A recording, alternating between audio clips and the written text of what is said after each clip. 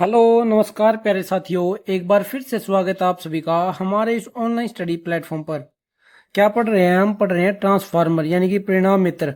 आज ट्रांसफार्मर की हमारी तीसरी क्लास रहने वाली है। कौन सी? तीसरी क्लास रहने वाली है। इससे पहले हम ट्रांसफार्मर की 2 क्लास अपनी कंप्लीट कर चुके हैं। उसमें मैंने आपको क्या बताया था? सबसे पहले तो बताया था कि ट्रांसफार्मर का कार्य सिद्धांत क्या होता है, ट्रांसफार्मर स्टेप अप होता है, ट्रांसफार्मर स्टेप डाउन होता है, क्या वो परिवर्तन करता है, ट्रांसफार्मर का कार्य क्या होता है, उसके ट्रांसफॉर्मेशन रेशियो के बारे में मैंने आपको बताया था। फिर मैंने आपको उसकी कोर के बारे में बताया, सेथिल्य लॉस, एडी करंट लॉस के बारे में भी बताया था आपको क्या होता है। ठीक है दोस्तों। उसके बाद जो है हमने वर्गीकरण किया ट्रांसफार्मर का। उसके हिसाब से मैंने आपको कोर बताई, कोर कितने प्रकार की होती है। कोर एक तो कोर टाइप का होता है, एक सेल टाइप का होता है और एक बैरी टाइप का ट्रांसफार्मर होता है। ये जो है हमने तीनों आपस में अच्छी तरीके से इनका डिफरेंस भी देखा था और इनको अच्छे विस्तार से जो है सभी को पढ़ा था। आज की क्लास में हम क्या पढ़ने वाले हैं? आज की क्लास में हम फेजों के आधार पर ट्रांसफार्मर कितने प्रकार के होते हैं और कूलिंग के आधार पर कैसे होते हैं और आउटपुट कैपेसिटी के हिसाब से कैसे होते हैं और उनका जो है हम सीटीपीटी क्या होती है उसके बारे में भी पढ़ेंगे। ठीक है दोस्तों, आज की क्लास में हम ये सब पढ़ने वाले हैं। दोस्तों, अगर आप पहली बार हमारे चैनल पर आए हो तो हमारे चैनल को सब्सक्राइब कर दीजिए। अगर आप हरियाणा एएलएमएसए की तैयारी कर रहे हैं तो लगातार हमारी इस बैच से जुड़े रहिए ताकि आने वाले हर एग्जाम में आपको इसकी हेल्प मिल सके। अगर आपका कोई फ्रेंड है वो भी कोई हरियाणा एएलएमएसए या फिर सेंटर के कोई एग्जाम की तैयारी कर रहा है तो उसे भी आप हमारे इस बैच के बारे में बता सकते हैं। तो चलिए ज़्यादा टाइम ना खराब करते हुए हम अपनी आज की क्लास को शुरू करते हैं। सबसे पहले हम क्या पढ़ेंगे? सबसे पहले पढ़ेंगे फेजों के आधार पर। फेजों के आधार पर क्या है? 2 तरह के ट्रांसफार्मर होते हैं, एक होता है सिंगल फेज और एक होता है 3 फेज। सिंगल फेज में तो क्या है, एक न्यूट्रल होता है और एक फेज, एक ही वाइंडिंग की जाती है। और जो सिंगल फेज है ये 250 वोल्ट पर ऑपरेट होता है। कितने पर? 250 वोल्ट पर ऑपरेट होता है। इसमें जो कोर होती है वो कोर या फिर सेल प्रकार की होती है। लेकिन सिंगल फेज का प्रयोग कहां पर किया जाता है? सिंगल फेज का प्रयोग किया जाता है वोल्टेज रेगुलेटर के रूप में। वोल्टेज रेगुलेटर के रूप में इसका प्रयोग किया जाता है। और जो रेडियो हो गया, इलेक्ट्रॉनिक में जो है इसका प्रयोग किया जाता है। इलेक्ट्रॉनिक वालों में रेडियो हो गया, टीवी रिसीवर हो गया और इन्वर्टर के अंदर भी, इन्वर्टर जो घरों में इन्वर्टर लगा होता है उसके अंदर भी हम सिंगल फेज के ट्रांसफार्मर का प्रयोग करते हैं। लेकिन जो 3 फेज है, 3 फेज के ट्रांसफार्मर का प्रयोग कहां पर करेंगे? 3 फेज का ट्रांसफार्मर का प्रयोग करते हैं पारेषण और वितरण लाइनें जो होती हैं, ट्रांसमिशन और जो डिस्ट्रीब्यूशन लाइनें होती हैं उसमें वोल्टेज को घटाने और बढ़ाने में। किसमें? स्टेप अप के लिए, वोल्टेज को स्टेप अप करने के लिए और वोल्टेज को स्टेप डाउन करने के लिए जो है 3 फेज के ट्रांसफार्मर का प्रयोग किया जाता है। और जो 3 फेज का ट्रांसफार्मर होता है इसमें 3 तो प्राइमरी वाइंडिंग होती है और 3 ही सेकेंडरी वाइंडिंग होती हैं। प्राइमरी और सेकेंडरी का तो आपको पता है, लेकिन जो 3 फेज होता है, 3 फेज वाला ट्रांसफार्मर, उसके अंदर 3 प्राइमरी वाइंडिंग की जाती हैं और 3 ही सेकेंडरी वाइंडिंग की जाती है। हर एक फेज की अलग से वाइंडिंग की जाती है। इसमें भी जो कोर है वो सेल और कोर प्रकार की यूज की जाती है। 3 वाइंडिंग होती है, इतना आपको समझ आ गया। और 3 फेज ट्रांसफार्मर का, अब जो 3 फेज ट्रांसफार्मर होते हैं ना, इसके लाभ क्या होते हैं 3 फेज ट्रांसफार्मर के, वो देख लेते हैं। देखिए,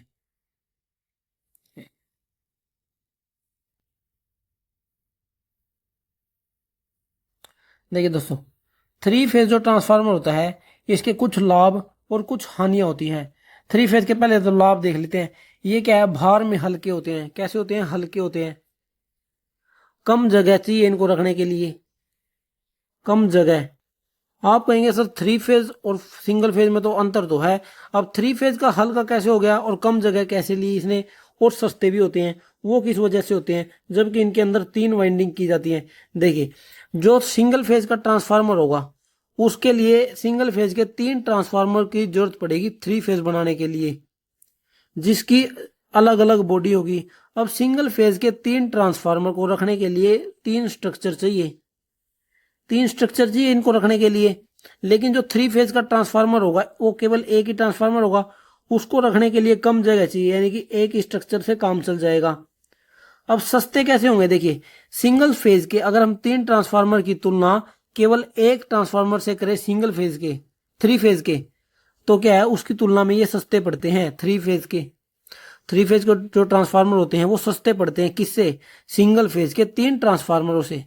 और ये हल्के तो होंगे अपने आप, क्योंकि 3 ट्रांसफार्मरों का वेट और एक ट्रांसफार्मर का वेट तो अलग अलग तो होगा ही। तो हल्का कौन सा होगा, एक सिंगल वाला, क्योंकि वो रख देखो उसको जगह भी कम चाहिए, एक ही स्ट्रक्चर पे काम चल गया। लेकिन जो सिंगल फेज के 3 ट्रांसफार्मर है उनको रखने के लिए भी ज्यादा जगह चाहिए है, ये तो है, जगह ज्यादा चाहिए उनको, और वो महंगे भी होंगे इनसे, थ्री फेज वालों से। और हल्के भी, हल्के कौन से होते हैं, थ्री फेज वाले हल्के होते हैं। तो ये थे थ्री फेज ट्रांसफार्मर के लाभ। और इसमें क्या है, स्थापना भी सरल होती है, इनको लगाना आसान होता है थ्री फेज वालों को। कैसे, देखिए, अगर सिंगल फेज के 3 ट्रांसफार्मर होंगे तो तीनों को इंस्टॉल करना थोड़ा मुश्किल रहता है। उसी की तुलना में अगर हम थ्री फेज का केवल एक ही ट्रांसफार्मर रख दें, तो केवल एक ही ट्रांसफार्मर उसको हम रख देते हैं, तो उसको जो इंस्टॉल करना हमारे लिए आसान होता है। अब देखिए दोस्तों, अगर एक किसी चीज का अगर लाभ होते हैं तो उसकी हानियां भी होती हैं। अब जो सिंगल फेज की तुलना में थ्री फेज की हानियां देख लेते हैं क्या होती है। देखिए, हानियों की अगर हम बात करें, देखिएगा, अब मान लीजिए एक तो 3 ट्रांसफार्मर है सिंगल फेज के, और केवल एक बड़ा ट्रांसफार्मर रख दिया हमने थ्री फेज का। अगर सिंगल फेज के किसी एक ट्रांसफार्मर में फॉल्ट हो गया तो हम केवल इसी को रिप्लेस कर देंगे, इसी को रिप्लेस कर देंगे। या फिर अगर इसकी मरम्मत की जा सकती है, इसको ठीक किया जा सकता है, तो केवल इसी को खोलना पड़ेगा, इसी को ठीक करना पड़ेगा। बाकी के 2 ट्रांसफार्मर अपनी ऐसे ही बने रहेंगे। लेकिन अगर थ्री फेज के ट्रांसफार्मर में कोई फॉल्ट हो गया तो इसको क्या है, पूरे ट्रांसफार्मर को खोलना पड़ेगा, इसकी मरम्मत करना थोड़ी मुश्किल होगी, क्योंकि तीनों फेज इसमें एक ही जगह पर रखे जाते हैं, तीनों वाइंडिंग, तीनों फेजों की वाइंडिंग एक ही जगह पर रखनी पड़ती है। और अगर इसको ऐसा फॉल्ट हो गया जिसको ठीक नहीं किया जा सकता, तो इसको क्या है, पूरे ट्रांसफार्मर को ही चेंज करना पड़ेगा। लेकिन सिंगल फेज के ट्रांसफार्मरों में ऐसा नहीं है, उनमें क्या है, सिंगल केवल अगर एक ट्रांसफार्मर में फॉल्ट हुआ तो उसी को हम रिप्लेस कर देंगे। लेकिन थ्री फेज में क्या होता है, अगर कोई एक पार्ट में फॉल्ट हो गया और उसको ठीक नहीं किया जा सकता तो हमें ये पूरा ही ट्रांसफार्मर चेंज करना पड़ता है। लेकिन क्या है, वितरण और ट्रांसमिशन की लाइनें जो होती हैं उनके अंदर थ्री फेज के ट्रांसफार्मर का प्रयोग किया जाता है, ना कि सिंगल फेज के 3 ट्रांसफार्मरों का। इसका प्रयोग नहीं किया जाता, थ्री फेज के केवल एक ही ट्रांसफार्मर का प्रयोग कर लिया जाता है डिस्ट्रीब्यूशन और ट्रांसमिशन लाइन में। सिंगल फेज का मैंने आपको बताया, वोल्टेज रेगुलेटर और जो इलेक्ट्रॉनिक जो सामान होते हैं उनके अंदर प्रयोग किया जाता है सिंगल फेज का जो ट्रांसफार्मर होता है, इन्वर्टर वगैरह के अंदर। लेकिन डिस्ट्रीब्यूशन और ट्रांसमिशन लाइन के अंदर तो केवल थ्री फेज के केवल एक ही ट्रांसफार्मर का प्रयोग कर लिया जाता है। इतना आप सभी को समझ आ गया होगा। उससे आगे हम क्या समझते हैं, अब देखते हैं शीतलन के आधार पर, यानी कि ट्रांसफार्मर को ठंडा भी करना पड़ता है। अगर इसकी वाइंडिंग गर्म हो जाती है तो उसको ठंडा करने की आवश्यकता होती है। अगर हम उसे ठंडा नहीं करेंगे तो जो गर्म होने के कारण जो उसके अंदर वाइंडिंग की जाती है, क्या, जो उसके अंदर वाइंडिंग की जाती है वो वाइंडिंग गर्म हो जाती है, जिसके कारण जो कॉपर के ऊपर जो अवरोधन चढ़ा होता है, इंसुलेशन पदार्थ जो लगा होता है वो नष्ट होने लगता है, जिसके कारण जो वाइंडिंग खराब हो जाती है, शॉर्ट सर्किट होने का खतरा बना रहता है। इसलिए ट्रांसफार्मर को ठंडा रखना बहुत जरूरी होता है। देखिए, जो ट्रांसफार्मर होता है ना, इसमें कोई घूमने वाला भाग तो होता नहीं है, केवल एक स्थैतिक युक्ति होती है ये। फिर भी जो है इसको ठंडा रखना मोटर या फिर जनरेटर की तुलना में थोड़ा मुश्किल होता है। किसको, ट्रांसफार्मर को।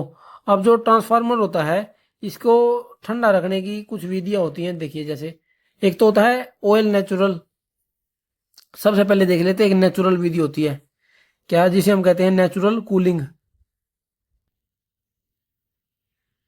क्या होती है, एक होती है विधि नेचुरल कूलिंग, यानी कि जो ये नेचुरल कूलिंग है ये केवल 5 केवीए के ट्रांसफार्मरों में की है। जो केवीए जो है ना, ये ट्रांसफार्मरों की जो रेटिंग दी जाती है वो केवीए में दी जाती है, इसको याद रखना। जो ट्रांसफार्मरों की जो रेटिंग होती है, ट्रांसफार्मर को जो डिनोट किया जाता है वो केवीए के अंदर डिनोट किया जाता है, उसके अंदर उसकी रेटिंग दी जाती है ट्रांसफार्मर की। अब जो नेचुरल कूलिंग है वो 5 केवीए के ट्रांसफार्मर में तो सही रहती है, लेकिन जो उससे ऊपर के जो बड़े ट्रांसफार्मर होते हैं उनके लिए अंदर नेचुरल कूलिंग काम नहीं करती है। तो उससे ऊपर वाले के लिए क्या चाहिए, उसके लिए चाहिए ऑयल कूलिंग। क्या, ऑयल कूलिंग, ऑयल कूलिंग चाहिए। ऑयल कूलिंग जो है 5 MVA ऑयल कूलिंग जो है 5 MVA तक के ट्रांसफार्मर के लिए ठीक रहती है, ऑयल कूलिंग जो होती है। और इसके बाद होती है एक वाटर वाली, वाटर कूलिंग, यानी कि ट्रांसफार्मर के ऊपर जो है पानी का छिड़काव करके जो उसको ठंडा किया जाता है, वो जो है उससे ज्यादा, माफ कीजिए, जो ऑयल कूलिंग होता है ना, ऑयल कूलिंग जो है 2 MVA तक काम करती है। कब तक? 2 MVA तक। और जो वाटर वाली होती है वो होती है 5 MVA तक। इसके लिए सॉरी, क्या होता है कि ना, जो ऑयल कूलिंग होती है, ऑयल कूलिंग 2 MVA तक तो ठीक रहती है। उसके बाद जो है वाटर कूलिंग जो है 5 MVA तक प्रयोग की जाती है। जो थर्मल पावर प्लांट होते हैं, कौन से? थर्मल, जहां से बिजली का उत्पादन किया जाता है, वहां पर जो है ज्यादातर वाटर, ऑयल तो होता ही है उसके अंदर, क्या ऑयल कूलिंग भी होती है। लेकिन जब ऑयल कूलिंग जो है अपना कार्य करना बंद कर देती है, मतलब ऑयल का जब ज्यादा टेम्परेचर हो जाता है, तो उसको ठंडा करने के लिए जो है वाटर का प्रयोग किया जाता है, यानी कि जल का प्रयोग किया जाता है, उसके ऊपर जल का छिड़काव किया जाता है। इस तरीके से किया जाता है कि ताकि जो कंडक्टर तक वो पानी ना पहुंचे और ना ही ट्रांसफार्मर के अंदर पहुंचे, केवल वो बॉडी पर छिड़काव किया जाता है वाटर का, ठीक है। और एक होता है एयर प्रेशर के साथ। किसके साथ? एयर प्रेशर के साथ। क्या होता है, आपने बड़े बड़े जो पावर हाउस के अंदर जो ट्रांसफार्मर देखे होंगे, उसमें जो है बड़े बड़े एग्जॉस्ट फैन लगे होते हैं। क्या लगे होते हैं? एग्जॉस्ट फैन लगे होते हैं। उनसे जो है हवा का प्रेशर दिया जाता है, जिसके कारण जो है ट्रांसफार्मर को ठंडा किया जाता है। अब जो ये कूलिंग के आधार पर ना, इसके 4 विधियां और हैं। देखिए 4 जो इसके लिए शब्दावलियों का प्रयोग किया जाता है वो क्या होती हैं, वो देखते हैं। वो बहुत ही इंपॉर्टेंट है एग्जाम के उस पॉइंट ऑफ व्यू से, आया हुआ एग्जाम में सवाल है। देखिए एक होता है ONAN। क्या होता है? ONAN, oil natural, air natural. यानी कि एक प्रकार क्या हो गया, शीतलन के आधार पर, कूलिंग के आधार पर ऑयल, देखिए ऑयल नेचुरल, एयर नेचुरल, ये एक विधि होती है। ऑयल नेचुरल, एयर नेचुरल, यानी कि ऐसा ट्रांसफार्मर जिसके अंदर तेल जो है वो घूमता है, वो सर्कुलेट करता है उसके अंदर तेल, उससे जो है ठंडा किया जाता है। और उसी के अंदर एयर नेचुरल, यानी कि जो उसको खुले में रखा जाता है, उसमें क्या है, हवा का जो दाब लगता है, अपने यहाँ जो हवा चलती है उसी से जो है ठंडा होता है वो ट्रांसफार्मर। तो उस विधि को क्या कहेंगे? ऑयल नेचुरल, यानी कि ऑयल अपने आप ही उसके अंदर सर्कुलेट कर रहा है, और एयर नेचुरल, जो प्राकृतिक हवा है वो उस पर लग रही है, तो उसको कहेंगे ऑयल नेचुरल, एयर नेचुरल। एक होता है ऑयल नेचुरल एयर फोर्स, यानी कि ऑयल नेचुरल एयर फोर्स। इसका क्या मतलब है? देखिए ऑयल नेचुरल का मतलब तो आप समझ गए कि ट्रांसफार्मर के अंदर तेल डाल दिया। अब होता है एयर फोर्स। एयर फोर्स क्या है? उसके एग्जॉस्ट फैन लगा दिए जाते हैं, उसके पास में फैन लगे होते हैं बड़े बड़े ट्रांसफार्मर के रेडिएटर के पास और टैंक के पास, जिससे जो है हवा का जो है प्रेशर दिया जाता है फैन के द्वारा, उसको कहते हैं ऑयल नेचुरल एयर फोर्स। अब इसके बाद एक और होती है जिसे हम कहते हैं OFAF, यानी कि ऑयल फोर्स एयर फोर्स। ये जो है बड़े ट्रांसफार्मरों में प्रयोग की जाने वाली विधि है। कौन सी? ऑयल फोर्स और एयर फोर्स। इसमें क्या होता है, हवा का तो एक दबाव लगाया जाता है, हवा का भी, इसका तेल का क्या है, दबाव लगाया जाता है, और हवा का भी दबाव लगाया जाता है। बड़े ट्रांसफार्मरों में प्रयोग होता है। इसमें क्या होता है, इसमें रेडिएटर बने होते हैं ट्रांसफार्मर के अंदर। अब जो मेन टैंक के पास एक मोटर लगी होती है, जो कि ऑयल को इन रेडिएटर में घुमाती है, सर्कुलेट करती है। और इन रेडिएटर के पास पंखे लगे होते हैं बड़े बड़े, जो कि हवा का दबाव लगाते हैं। तो ऐसे ट्रांसफार्मरों को कहते हैं हम OFAF, यानी कि ऑयल फोर्स एयर फोर्स। तेल का भी दबाव लगाया और हवा का भी दबाव लगाया। अब एक ट्रांसफार्मर होते हैं OFAN, यानी कि ऑयल फोर्स एयर नेचुरल,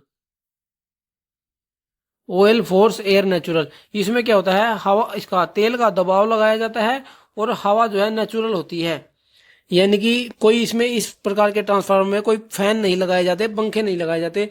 उसमें जो प्राकृतिक हवा होती है केवल वही दबाव लगाती है, लेकिन जो तेल को सर्कुलेट करने के लिए इसमें तेल का दबाव लगाया जाता है, यानी कि ऑयल का फोर्स लगाया जाता है, जो मोटर की सहायता से लगाया जाता है। इतना आपको समझ आ गया होगा। आपको इसमें याद रखने वाली क्या चीज है, जो इनकी फुल फॉर्म है ये याद रखनी पड़ेगी। OFAN से क्या बन गया, OFAF से क्या बन गया, ONAN से, और ONAF से क्या बनता है। तो दोस्तों इसमें ध्यान रखने वाली क्या चीज है, इनकी full form. Oil natural air force, oil natural air force, oil force air force, और ऑयल फोर्स एयर नेचुरल। जो आप सभी को इनकी फुल फॉर्म याद रहनी चाहिए, एग्जाम के पॉइंट ऑफ व्यू से बहुत ज्यादा इंपॉर्टेंट है। अब जो है नेक्स्ट पॉइंट पर चलते हैं। अपना नेक्स्ट पॉइंट क्या है, आउटपुट क्षमता के आधार पर ट्रांसफार्मर जो है आउटपुट क्षमता के आधार पर है बांटे जाते हैं, जिसके अंदर दो प्रकार के होते हैं। ये क्या कौन से, एक तो होते हैं स्व परिणाम मित्र यानी कि ऑटो ट्रांसफार्मर, और एक होते हैं इंस्ट्रूमेंट ट्रांसफार्मर। इंस्ट्रूमेंट ट्रांसफार्मर जिसके अंदर आती हैं CTPT, करंट ट्रांसफार्मर और पोटेंशियल ट्रांसफार्मर। इसके बारे में आगे पढ़ेंगे, अभी पहले पढ़ते हैं हम स्व परिणाम मित्र के बारे में, यानी कि ऑटो ट्रांसफार्मर क्या होता है उसके बारे में पहले पढ़ते हैं। देखिए, जो मैंने आपको पहली क्लास में क्या बताया था, दो प्रकार के ट्रांसफार्मर होते हैं। एक तो नेचुरल जो ट्रांसमिशन और डिस्ट्रीब्यूशन के लिए प्रयोग किया जाता है, जिसे हम कहते हैं पावर ट्रांसफार्मर, और एक होता है स्व परिणाम मित्र यानी कि ऑटो ट्रांसफार्मर। जो पावर ट्रांसफार्मर होता है, कौन सा, जो पावर ट्रांसफार्मर होता है वो किसके, वो म्यूचुअल इंडक्टेंस के सिद्धांत पर कार्य करता है। किसके, म्यूचुअल इंडक्टेंस के। लेकिन जो ऑटो ट्रांसफार्मर होता है वो किसके सिद्धांत पर कार्य करता है, वो करता है सेल्फ इंडक्टेंस के। सेल्फ इंडक्टेंस के सिद्धांत पर कार्य करता है ये तो पावर ट्रांसफार्मर। ऐसी क्या वजह है जो ये सेल्फ इंडक्टेंस के सिद्धांत पर कार्य करता है, क्योंकि जो इसमें वाइंडिंग होती है वो केवल एक ही वाइंडिंग का प्रयोग किया जाता है। वन वाइंडिंग होती है, केवल एक वाइंडिंग का प्रयोग किया जाता है। ऐसा ट्रांसफार्मर जिसमें केवल एक ही वाइंडिंग का प्रयोग किया जाए उसको हम स्व परिणाम मित्र कहते हैं, यानी कि ऑटो ट्रांसफार्मर कहते हैं। जबकि पावर ट्रांसफार्मर में दो वाइंडिंग का प्रयोग किया जाता है, जिसमें एक प्राइमरी वाइंडिंग होती है और एक सेकेंडरी वाइंडिंग होती है। लेकिन जो ऑटो ट्रांसफार्मर होता है, ऑटो ट्रांसफार्मर के अंदर केवल एक ही वाइंडिंग का प्रयोग किया जाता है। इतना आपको समझ आ गया होगा। अब इसकी ना एक बार संरचना देख लेते हैं वो कैसी बनती है। देखिए, मान लीजिए ये कोर है, कोर के ऊपर एक वाइंडिंग लपेटी गई है, ठीक है। मान लीजिए ये जो इस साइड है ये प्राइमरी वाइंडिंग है, और सेकेंडरी वाइंडिंग इसमें कैसे बनेगी, सेकेंडरी वाइंडिंग बनेगी इस तरीके से। यहां से हमने सोर्स लगा दिया, इस पे AC सोर्स, और यहां से जो है आउटपुट आ गई, यहां पर लगा दिया हमने लोड। ये प्राइमरी वाइंडिंग हो गई, ये सेकेंडरी। इसमें जो है बोलने में बोली जाती है ये प्राइमरी और सेकेंडरी, लेकिन जो वाइंडिंग होती है आपने देखा केवल वाइंडिंग तो केवल एक ही है। बोलने में कहेंगे हम इसको प्राइमरी और इसको सेकेंडरी, लेकिन वाइंडिंग होती है केवल एक ऑटो ट्रांसफार्मर के अंदर। देखिए, ट्रांसफार्मर में ना इसमें स्टेप अप और स्टेप डाउन का थोड़ा कंफ्यूजन बनेगा आपको कि इसमें स्टेप अप हो कैसे होता है और स्टेप डाउन, क्योंकि ट्रांसफार्मर का आपको पता है एक ही कार्य होता है, जो वोल्टेज को है कम या ज्यादा करने का काम करता है। या तो वोल्टेज को ज्यादा करेगा या वोल्टेज को कम करेगा। तो इसमें आपको ये देखना है कि ये वोल्टेज कम कैसे करेगा और ज्यादा कैसे करेगा। देखिए, स्व परिणाम मित्र की संपूर्ण वाइंडिंग को प्राथमिक वाइंडिंग की भांति तथा उसके कुछ अंश को, किसके कुछ अंश को, उस वाइंडिंग के कुछ अंश को द्वितीयक वाइंडिंग की भांति प्रयोग किया जाए तो उसे स्टेप डाउन ट्रांसफार्मर कहते हैं। स्टेप डाउन का मतलब देखिए, ये जो इसमें डेफिनेशन में इसने बोला ना, उसी तरीके का मैंने यहां पर ये बनाया है डायग्राम। इसने क्या कहा, इसने कहा जो संपूर्ण वाइंडिंग को प्राथमिक वाइंडिंग की भांति। देखिए, ये पूरी वाइंडिंग कहां से कहां तक है, पूरी वाइंडिंग जो है यहां से लेकर यहां तक है, पूरी वाइंडिंग यहां से यहां तक है। अब जो इस वाइंडिंग को इसने पूरी को प्राइमरी के रूप में यूज कर लिया, किसको, प्राइमरी के रूप में। ये देखिए यहां से यहां तक, और इसके इस वाइंडिंग के कुछ भाग को, यानी कि इस यहां से लेकर और यहां तक के कुछ भाग को इसने सेकेंडरी में ले लिया। अब यहां पर आप ये बताइए नंबर ऑफ टर्न्स किसके ज्यादा हैं। यहां पर आप कहेंगे नंबर ऑफ टर्न्स तो प्राइमरी के हमें ज्यादा दिख रहे हैं, क्योंकि उसने पूरी ही वाइंडिंग को अपने अनुसार किया हुआ है। यहां पर नंबर ऑफ टर्न्स प्राइमरी के ज्यादा हैं नंबर ऑफ टर्न सेकंड की से, ठीक है ना। यानी कि सेकंड वाइंडिंग के नंबर ऑफ टर्न्स कम है, क्योंकि वो सेकेंडरी के यहां से केवल यहां तक है और प्राइमरी के यहां से यहां तक टर्न्स है। तो इस कंडीशन में जो है ये स्टेप डाउन बनेगी, क्योंकि मैंने आपको कल भी बताया था जो नंबर ऑफ टर्न्स अगर प्राइमरी में ज्यादा है और सेकेंडरी में कम है तो वो स्टेप डाउन ट्रांसफार्मर होता है।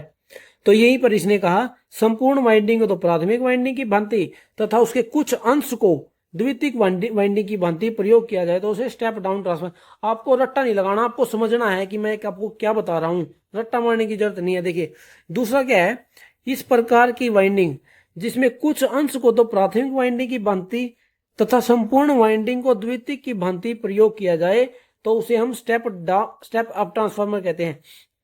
इसका डायग्राम कैसे बनेगा, देखिए ये मैंने एक कोर बना दी और इसमें एक वाइंडिंग बना देते हैं,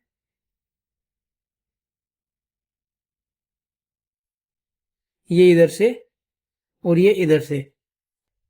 यहां पर लगा दिया हमने वोल्टेज का सोर्स जहां से इसको सप्लाई मिलेगी कोर को, और यहां पर हमने लगा दिया लोड। अब आप ये बताइए, देखिए इसमें प्राइमरी में ज्यादा टर्न्स है सेकेंडरी में। इस डायग्राम को देखकर हम आसानी से बता सकते हैं इसमें सेकेंडरी के जो टर्न्स हैं वो प्राइमरी से ज्यादा हैं। तो इस कंडीशन में मैंने आपको बताया था कि ये स्टेप अप ट्रांसफार्मर बनेगा, क्योंकि इसमें प्राइमरी के नंबर ऑफ टर्न्स कम है। इसके अंदर जो जनरेटेड ईएमएफ होगा, जो ईएमएफ जनरेट होगा वो ज्यादा होगा सेकेंडरी का, क्योंकि इसके अंदर टर्न्स ही ज्यादा हो गए। तो ये स्टेप अप ट्रांसफार्मर होगा, यानी कि जो ये प्रकार का ट्रांसफार्मर है ये कम वोल्टेज को लेकर ज्यादा वोल्टेज प्रोवाइड करेगा, और जो ये वाला ट्रांसफार्मर है ये ज्यादा वोल्टेज को लेकर कम वोल्टेज आउटपुट में देगा। आपको स्टेप अप और स्टेप डाउन जो है समझ आ गया होगा, जिसके कुछ अंश को तो प्राथमिक की भांति और संपूर्ण वाइंडिंग की जो है द्वितीयक की भांति प्रयोग किया जाए तो वो स्टेप अप ट्रांसफार्मर होता है। इतना आपको समझ आ गया होगा। अब जो इसका कार्य सिद्धांत है वो क्या कहता है, देखिए कार्य सिद्धांत मैंने आपको बताइए सेल्फ इंडक्टेंस के सिद्धांत पर कार्य करता है। किस पे,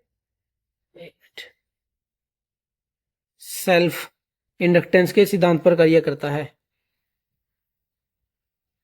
जो ये ट्रांसफार्मर ऑटो ट्रांसफार्मर होता है, लेकिन जो इसमें ट्रांसफॉर्मेशन रेशियो है, कौन सा ट्रांसफॉर्मेशन रेशियो, जो मैंने आपको पिछली क्लास में बताया था, जो मैंने आपको बताया था E/2 मान लेते हैं सेकेंडरी, ES बटा में EP बराबर में N2 बटा में NP बराबर में I1 बटा में I2, या फिर IS बटा I2 भी कह सकते हैं। यहां पर हम कहेंगे N1। ये किसके बराबर होता है, ये होता है ट्रांसफॉर्मेशन रेशियो। जो ऑटो ट्रांसफार्मर होता है, ऑटो ट्रांसफार्मर के अंदर भी ट्रांसफॉर्मेशन रेशियो बिल्कुल सेम होता है, इसके अंदर कोई अंतर नहीं होता है। किसके अंदर, जो ऑटो ट्रांसफार्मर का ट्रांसफॉर्मेशन रेशियो है वो पावर ट्रांसफार्मर के ट्रांसफॉर्मेशन रेशियो के समान होता है। इतना आप सभी को ध्यान रखना है। और जो एक बहुत ही ज्यादा इंपॉर्टेंट पॉइंट है वो क्या है, इसमें जो ऑटो ट्रांसफार्मर होता है इसकी जो वाइंडिंग होती है, प्राइमरी और सेकेंडरी वाइंडिंग आपस में कंडक्टिवली और इंडक्टिवली दोनों तरीकों से जुड़ी रहती है।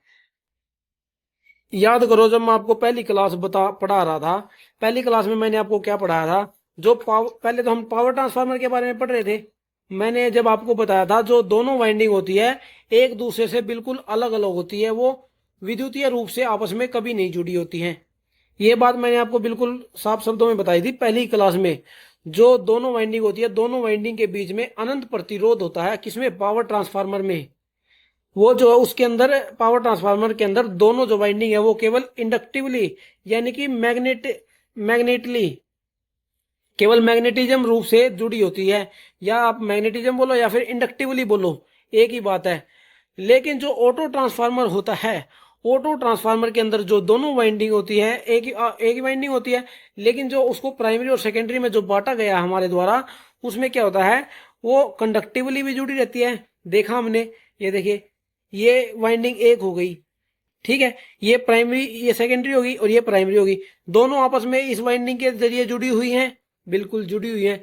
तो हम कह सकते हैं जो ऑटो ट्रांसफार्मर होता है, ऑटो ट्रांसफार्मर के अंदर जो वाइंडिंग होती है वो कंडक्टिवली यानी कि विद्युतीय रूप से और इंडक्टिवली यानी कि चुंबकीय रूप से दोनों तरीके से जुड़ी रहती है। लेकिन पावर ट्रांसफार्मर के अंदर जो वाइंडिंग होती है वो केवल चुंबकीय रूप से जुड़ी होती है, ना कि विद्युतीय रूप से। ये आपको जो है डिफरेंस इसका ध्यान रखना है, बहुत ही ज्यादा इंपॉर्टेंट है। एग्जाम में आया हुआ सवाल है कि जो ऑटो ट्रांसफार्मर होता है उसके अंदर वाइंडिंग आपस में किस तरीके से जुड़ी होती है, कंडक्टिवली या फिर इंडक्टिवली या फिर दोनों ही तरीकों से। तो ये बात आपको हमेशा ध्यान रखनी है। अब जो है ऑटो ट्रांसफार्मर के कुछ लाभ होते हैं। ऑटो ट्रांसफार्मर के लाभ क्या हैं वो देख लेते हैं। देखिए, केवल एक वाइंडिंग होने के कारण तांबे में बचत होती है, बिल्कुल तांबे की आवश्यकता कम होती है तथा हानियां अपेक्षाकृत कम होती है। अगर हम तांबे का प्रयोग ही कम करेंगे तो उसके अंदर हानियां भी कम होंगी। तो इसलिए ट्रांसफार्मर का मेन लाभ तो यही हो गया कि इसके अंदर तांबे की बचत हो जाती है और हानियां भी कम होती हैं। आकार में छोटा तथा लागत मूल्य कम होता है। छोटा कैसे हुआ, केवल एक ही वाइंडिंग का प्रयोग किया जाता है। लागत मूल्य भी कम हो गया क्योंकि तांबे की बचत होगी इसके अंदर।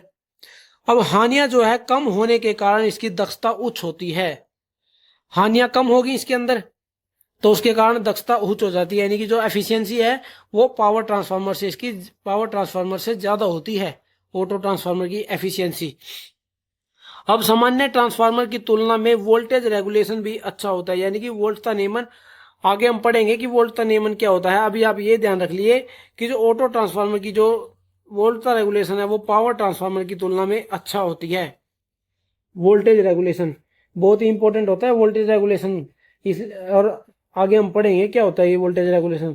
आज या फिर कल की क्लास में हम इसको पढ़ लेंगे, वोल्टेज रेगुलेशन क्या हुआ, ठीक है। तो ये होते हैं ऑटो ट्रांसफार्मर के लाभ। अब अगर मैंने आपको क्या बताया, जिसके लाभ होते हैं उसके कुछ हानियां भी होती हैं। अब हानियां क्या है इसकी, अगर ऑटो, इसमें क्या होता है, ऑटो ट्रांसफार्मर में केवल एक ही वाइंडिंग होती है।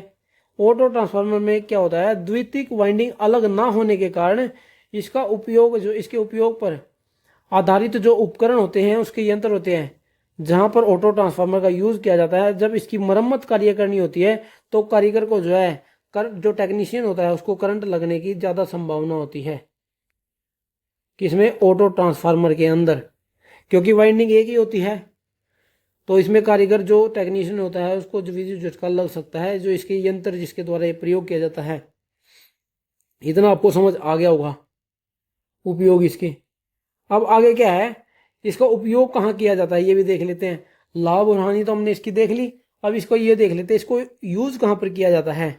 देखिए, उद्योगों तथा प्रयोगशालाओं में वोल्टता को स्थिर रखने के लिए वोल्टता नियंत्रक की तरह इसका प्रयोग किया जाता है। वोल्टता नियंत्रक यानी कि वोल्टेज रेगुलेटर के रूप में, वोल्टेज रेगुलेटर के रूप में प्रयोग किया जाता है। कहाँ पर, उद्योगों में, प्रयोगशालाओं में, बड़ी बड़ी जो फैक्ट्रियां होती हैं उसमें जहाँ पर वोल्टेज ज़्यादा ब्लिंक करती है, यानी कि कम ज़्यादा बहुत ज़्यादा होती है, वहाँ पर जो है इसका ऑटो ट्रांसफार्मर का यूज़ किस लिए किया जाता है, वोल्टेज को घटाने व बढ़ाने के लिए इसका प्रयोग किया जाता है, ताकि वोल्टेज को स्थिर बनाया रखा जा सके। और वहाँ पर जो 3 फेज की प्रेरण मोटर होती है, जो बड़ी बड़ी मोटरें होती हैं 3 फेज की, और जो ट्रैक्शन मोटर होती हैं, सीरीज ट्रैक्शन मोटर, उनके स्टार्टर के रूप में जो है इसका प्रयोग किया जाता है। 3 फेज की जो बड़ी बड़ी प्रेरण की मोटर होती हैं, जो आप ना कभी देखना, जो बड़ी बड़ी फैक्ट्रियाँ होती है, कंपनियाँ होती है, वहाँ पर जो सिंगल 3 फेज की एसी मोटर लगी होती है बड़ी बड़ी, उनको स्टार्ट करने के लिए, उनको चलाने के लिए जो है ऑटो ट्रांसफार्मर का प्रयोग किया जाता है। एक स्टार्टर के रूप में इनका प्रयोग किया जाता है, स्टार्टर के रूप में ऑटो ट्रांसफार्मर का।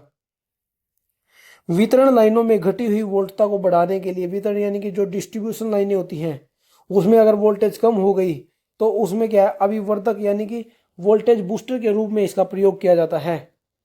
अभिवर्धक परिणाम मित्र की तरह इसका प्रयोग किया जाता है। किसकी तरह, बूस्टर ट्रांसफार्मर, बूस्टर ट्रांसफार्मर के रूप में जो है ऑटो ट्रांसफार्मर का प्रयोग किया जाता है। जब वोल्टेज घट जाती है, जो डिस्ट्रीब्यूशन लाइनें होती हैं उनके अंदर, तो किसका प्रयोग किया जाता है, ऑटो ट्रांसफार्मर का प्रयोग किया जाता है उसको बढ़ाने के लिए। इतना आप सभी को समझ आ गया होगा। अब जो है हम आगे ऑटो ट्रांसफार्मर और पारस्परिक परिणामीतर यानी कि जो ट्रांसफार्मर म्यूचुअल इंडक्टेंस के सिद्धांत पर कार्य करता है उनके बीच में डिफरेंस देख लेते हैं क्या क्या होता है। देखिए, स्व परिणामीतर इसमें केवल एक वाइंडिंग होती है जो प्राथमिक और द्वितीयक दोनों के रूप में कार्य करती है, बिल्कुल। लेकिन जो पावर ट्रांसफार्मर होता है उसमें दो अलग अलग वाइंडिंग होती है जिसे हम प्राथमिक और द्वितीयक वाइंडिंग कहते हैं। सेल्फ इंडक्टेंस के सिद्धांत पर कार्य करता है ऑटो ट्रांसफार्मर, और जो पावर ट्रांसफार्मर होता है ये म्यूचुअल इंडक्टेंस के सिद्धांत पर कार्य करता है। ऑटो ट्रांसफार्मर आकार में छोटा होता है और ये आकार में बड़ा होता है।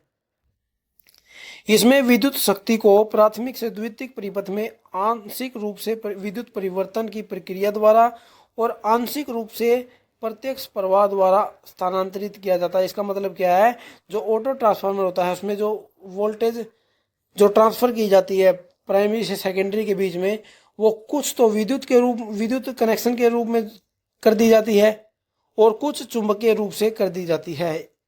लेकिन जो ये पावर ट्रांसफार्मर होता है इसमें जो प्राथमिक से द्वितीयक के अंदर जो परिवर्तन किया जाता है, जो प्रक्रिया होती है ट्रांसफार्मर को उसको पावर को ट्रांसफर करने की, वो केवल चुंबकीय रूप से की जाती है। किससे? चुंबकीय रूप से की जाती है।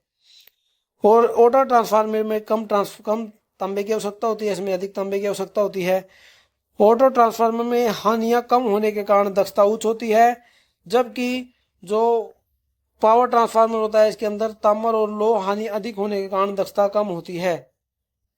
नेक्स्ट पॉइंट क्या है इसका, इसमें वोल्टता नियमन का मान आसानी से वोल्टता नियमन का मान क्या है, निम्न होता है, और इसमें वोल्टता नियमन का मान उच्च होता है। नेक्स्ट पॉइंट क्या है, इसमें दोनों वाइंडिंग विद्युतीय तथा चुंबकीय रूप से जुड़ी रहती है। देखिए मेन पॉइंट है 8वां, बहुत ही ज़्यादा इंपॉर्टेंट है। क्या कहता है, जो दोनों वाइंडिंग होती हैं, दोनों होती तो एक ही वाइंडिंग है, वो दोनों का काम करती है, और वो जो वाइंडिंग होती है वो विद्युतीय तथा चुंबकीय रूप से जुड़ी रहती है। लेकिन जो पावर ट्रांसफार्मर होता है इसके अंदर क्या है, दोनों वाइंडिंग केवल चुंबकीय रूप से जुड़ी रहती है, क्योंकि विद्युतीय रूप से यह सदैव एक दूसरे पृथक रहती है। कितनी? अनंत, यानी कि गीगा ओम में जो इनका रेजिस्टेंस होता है, कितना? गीगा ओम में प्राइमरी और सेकेंडरी वाइंडिंग के बीच में गीगा ओम का जो है डिफरेंस रहता है। नेक्स्ट पॉइंट क्या है इसका रिसाव प्रवाह यानी कि लीकेज फ्लक्स और प्रतिरोध का मान कम होता है। ऑटो ट्रांसफार्मर के अंदर लीकेज फ्लक्स और प्रतिरोध का मान कम होता है, लेकिन जो पावर ट्रांसफार्मर होता है इसके अंदर लीकेज फ्लक्स और प्रतिरोध का मान अधिक होता है। क्या होता है? अधिक होता है। दोस्तों ये था, इसको आप समझ गए होंगे जो डिफरेंस हमने किया है किसके बीच में, स्व परिणामीतर और पारस्परिक परिणामीतर के बीच में। इतना आप सभी को समझ आ गया होगा। अब नेक्स्ट पॉइंट पर चलते हैं। नेक्स्ट अपना पॉइंट है इंस्ट्रूमेंट ट्रांसफार्मर के बारे में समझते हैं, वो क्या होते हैं इंस्ट्रूमेंट ट्रांसफार्मर। इंस्ट्रूमेंट ट्रांसफार्मर मैंने आपको बताया दो प्रकार के होते हैं, एक होता है सीटी, एक होती है पीटी, यानी कि करंट ट्रांसफार्मर और पोटेंशियल ट्रांसफार्मर।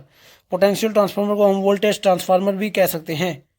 देखिए इंस्ट्रूमेंट ट्रांसफार्मर कहाँ पर काम लिए जाते हैं, जो ट्रांसमिशन लाइनें होती है, बड़ी बड़ी लाइनें होती हैं, उसमें जो वोल्टेज और करंट को मापने के लिए, किसको? वोल्टेज और करंट को मापने के लिए सीटी और पीटी का प्रयोग किया जाता है।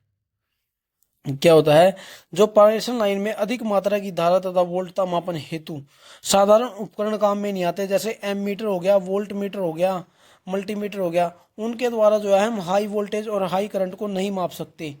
तो इसलिए हमें जो है करंट ट्रांसफार्मर और पोटेंशियल ट्रांसफार्मर का प्रयोग किया जाता है उस चीज के लिए। सबसे पहले हम समझते हैं कि करंट ट्रांसफार्मर क्या होता है। सीटी करंट ट्रांसफार्मर ये क्या है, एक वोल्टेज स्टेप अप ट्रांसफार्मर प्रकार का होता है। कैसा? स्टेप अप ट्रांसफार्मर होता है ये, स्टेप अप ट्रांसफार्मर।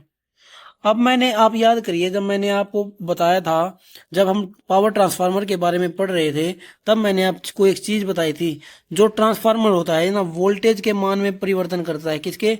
वोल्टेज और करंट के मान में परिवर्तन करता है।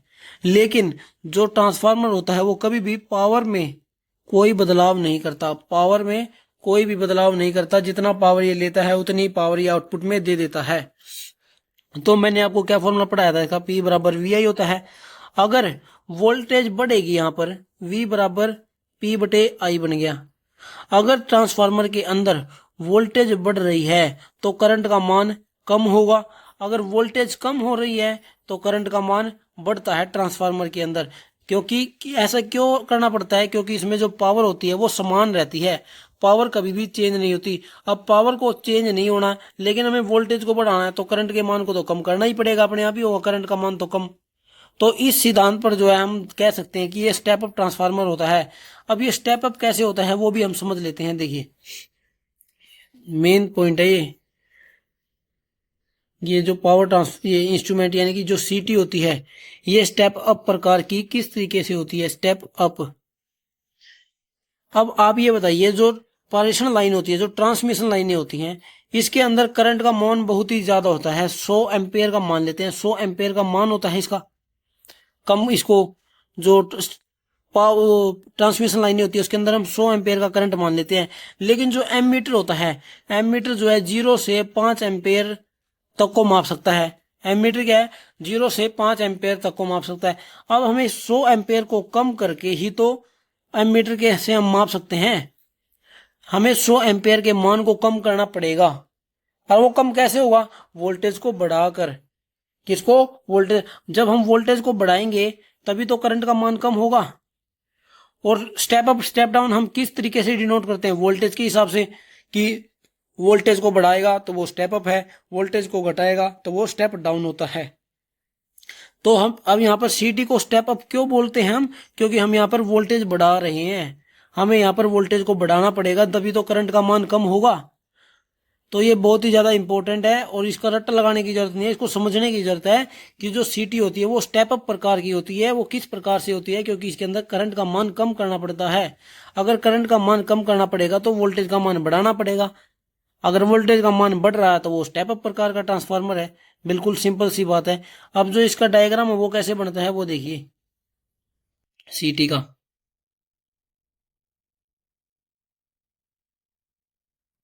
देखिए इसके अंदर क्या होती है, जो एक चीज और ध्यान रखनी है, जो सीटी होती है ये हमेशा लाइन की यानी कि सप्लाई के सीरीज में जुड़ी होती है। और सीरीज में क्या जुड़ती है? इसकी प्राइमरी वाइंडिंग।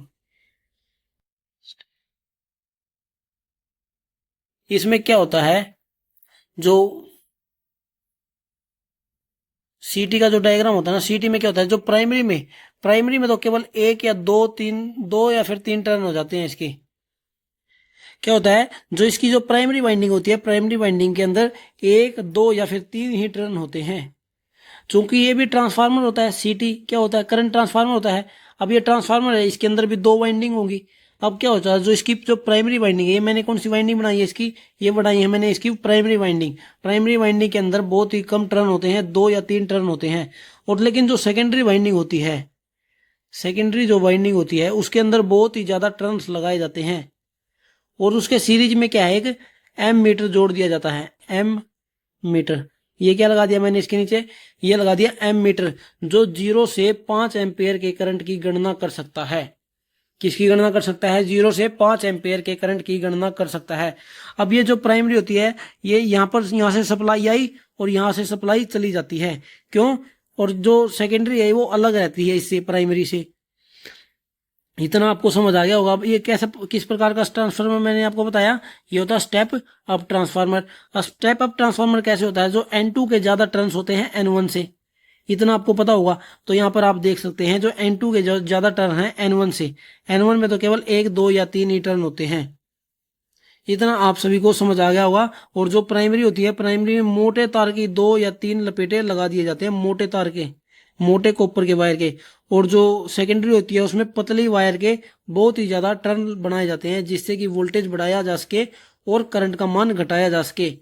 अब यहाँ पर 100 एम्पेयर करंट है तो इसको कम करना पड़ेगा, 0 से 5 एम्पेयर के मान में से लाना पड़ेगा। उस तरीके से जो है ये एम मीटर की गणना करता है। और जितना ये ट्रांसफार्मर कम करता है करंट को, उतना फिर ये माप लेता है। मान लीजिए वो 4 एम्पेयर की गणना कर रहा है तो वो उसको गुणा करके बताएगा, किससे? 20 से। अभी इसको हम रेशियो बोलते हैं। क्या बोलते हैं? रेशियो, सीटी रेशियो। अब क्यों? अब 100 एम्पेयर के करंट को वो तो डायरेक्ट वो जो एमीटर है वो 100 एम्पेयर के करंट को डायरेक्ट नहीं माप सकता था। तो हमने उस 100 एम्पेयर के मान को कम कर दिया। कितना कर दिया? 0 से 5 एम्पेयर के मान में उसे ले आए। मान लीजिए ये एम मीटर जो है इसको 4 की गणना कर रहा है। कितना? 4 एम्पेयर पड़ रहा है इस 100 एम्पेयर को। तो जो इसका रेशियो होगा उसको हम 20 से गुणा कर देंगे। 20 से नहीं, सॉरी 20 से, 25 से बोला। किसे? 25 से। 25 से गुणा कर देंगे तो इसको सीटी रेशियो बन जाएगा 25 का 100। यानी कि इसने जो एमीटर है इसने 100 एम्पेयर को 4 एम्पेयर पढ़ा। अब 4 एम्पेयर को हमने 25 से गुणा कर दिया तो ये 100 एम्पेयर बन गया। अब जो ये सीटी का ये जो 25 है ये सीटी रेशियो होता है। जो सीटी रेशियो होता है ये जब हम सीटी को बनाते हैं, जब सीटी का निर्माण किया जाता है तभी जो है इसका सीटी रेशियो फिक्स कर दिया जाता है। उसी हिसाब से जो ये करंट को पड़ता है। अभी यहाँ पर 200 एम्पेयर होता, अगर वो 200 एम्पेयर को भी 4 एम्पेयर पड़ रहा होता तो फिर क्या है, यहाँ पर जो सीटी का रेशियो होता वो 50 एम्पेयर 50 हो जाता। क्यों? फिर हम 50 से 4 की गुणा करते, फिर ये 200 एम्पेयर पढ़ के हमें दे देता। इस तरीके से जो है सीटी एक कार्य करती है। इतना आपको समझ आ गया होगा। प्राथमिक में केवल 2 या 3 टर्न लगाए जाते हैं और द्वितीयक में बहुत ज्यादा टर्न लगाए जाते हैं पतली वायर के। और जो एक सीटी होती है ये करंट ट्रांसफार्मर जो होता है ये स्टेप अप प्रकार का होता है। किस प्रकार का होता है? स्टेप अप प्रकार का होता है। अब इसकी एक और है जो इसके द्वितीयक है। देखिए जो इसकी सेकेंडरी वाइंडिंग है उसको कभी भी खुला नहीं छोड़ा जा सकता भाई। देखिए इसको सभी सारे को दोबारा बनाते हैं।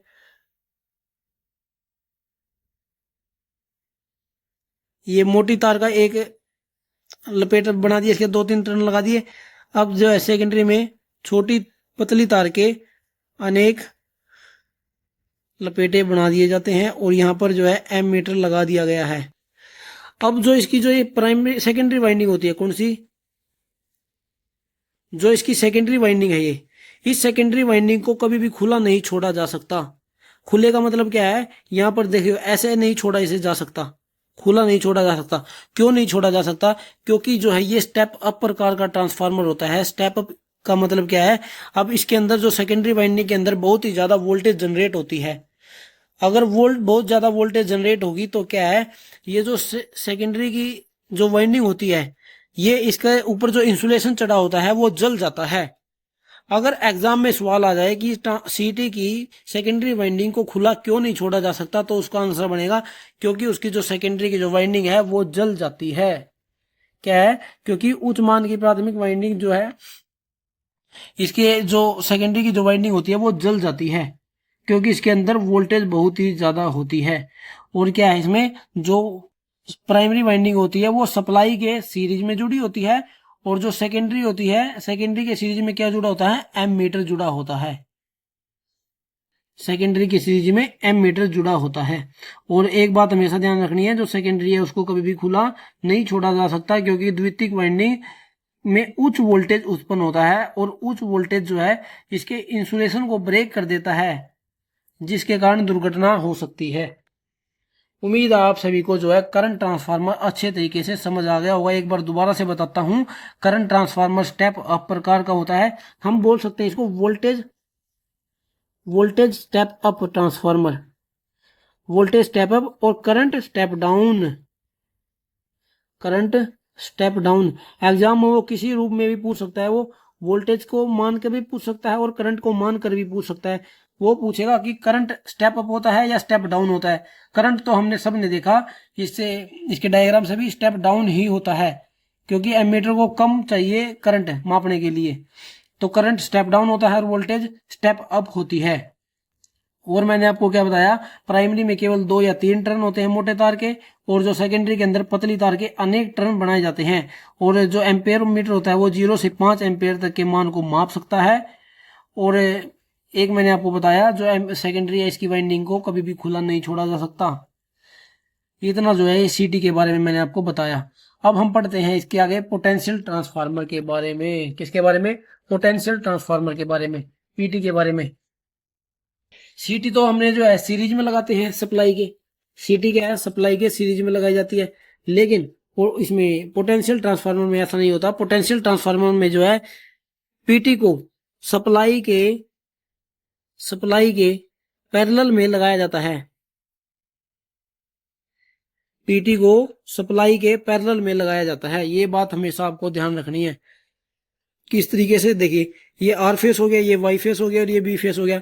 मान लीजिए हमने इस पीटी को बी फेज में लगाया, इस बी फेज में लगाया है, इसमें जो है ऐसे जुड़ी होती है, ये होगी प्राइमरी वाइंडिंग और सेकेंडरी वाइंडिंग क्या है, सेकेंडरी वाइंडिंग यहां पर जुड़ गई। सेकेंडरी वाइंडिंग में क्या लग गया, एक वोल्ट मीटर लग गया, वोल्ट मीटर। इस तरीके से क्या है, यहां पर जो है अर्थिंग कर दी जाती है, इसको अर्थिंग कर दिया इसको।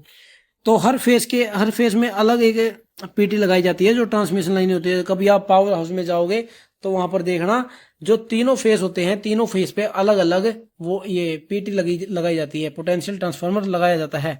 अब जो सीटी का मैंने आपको क्या बताया, वो स्टेप अप प्रकार की होती है, लेकिन जो पोटेंशियल ट्रांसफार्मर होता है वो स्टेप डाउन प्रकार का होता है। किस प्रकार का, स्टेप डाउन।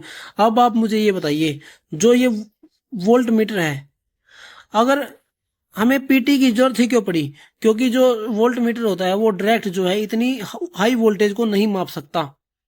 क्यों, इतने हाई वोल्टेज को नहीं माप सकता, तो हाई वोल्टेज को क्या है, लो वोल्टेज पे लाना पड़ेगा, यानी कि वोल्ट को कम करना पड़ेगा। तो इसी बात से आप समझ सकते हैं जो पोटेंशियल ट्रांसफार्मर होता है वो स्टेप डाउन प्रकार का होता है, क्योंकि इसमें हमें वोल्टेज को कम करने की आवश्यकता होती है। तो इस बात से हम जो है इसको समझ सकते हैं कि स्टेप डाउन प्रकार का ट्रांसफार्मर होता है। रट्टा लगाने की बिल्कुल भी जरूरत नहीं है, केवल समझने की जरूरत है। इस बिल्कुल एक नॉर्मल सी बात है। पोटेंशियल ट्रांसफार्मर किस लिए प्रयोग किया गया, वोल्टेज को मापने के लिए। वोल्टेज को किस तरीके से माप सकते हैं, वोल्ट मीटर के द्वारा माप सकते हैं।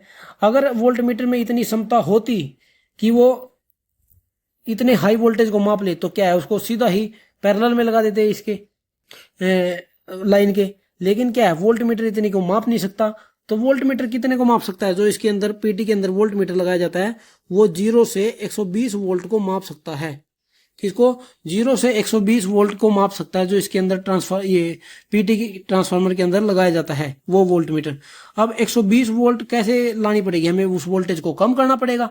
बिल्कुल, हमें जो है वोल्टेज को स्टेप डाउन करना पड़ेगा, तभी जो है हम वोल्ट को माप सकते हैं। तो इस बात से हम समझ सकते हैं जो पीटी यूज होती है वो स्टेप डाउन प्रकार की होती है। इस यहाँ पर भी हम जो है वोल्टेज और करंट से समझ सकते हैं। यहाँ पर वोल्टेज स्टेप डाउन होती है, पीटी के अंदर वोल्टेज स्टेप डाउन होती है, और करंट जो है स्टेप अप होता है। करंट स्टेप अप होता है। ये तो नॉर्मल सी बात है। अगर वोल्टेज कम होगी तो करंट बढ़ेगा। क्या है, अगर वोल्टेज बढ़ेगी तो करंट कम होगा, अगर वोल्टेज कम होगी तो करंट का मान जो है बढ़ जाएगा। और जो पोटेंशियल ट्रांसफार्मर होता है इसके अंदर देखिए क्या होता है,